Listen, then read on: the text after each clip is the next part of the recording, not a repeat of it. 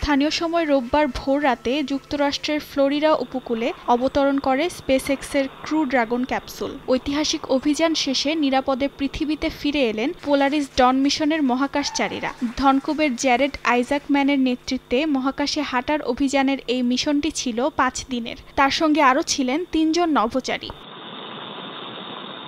আন্তর্জাতিক গণমাধ্যমগুলোর বরাতে জানা যায়, মহাকাশে হাঁটার জন্য এটিই ছিল প্রথম বাণিজ্যিক মিশন। গেল মঙ্গলবার স্থানীয় সময় সকালে স্পেসএক্সের ফ্যালকন 9 রকেটে চড়ে মহাকাশের উদ্দেশ্যে রওনা হন 4 মহাকাশচারী। মহাশূন্যে পৌঁছানোর পর তারা ক্রু ড্রাগন ক্যাপসুলে ওঠেন। কক্ষপথে পৌঁছানোর পর বৃহস্পতিবার প্রথমবারের মতো স্পেসওয়াক করেন মিশনের 2 নভোচারী।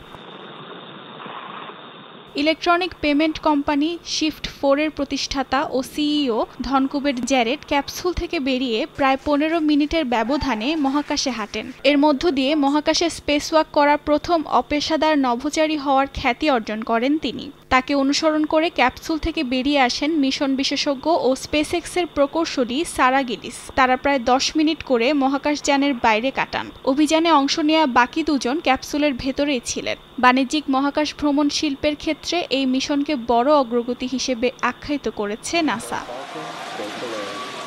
অর্জিতা শেহজিন, সময় সংবাদ।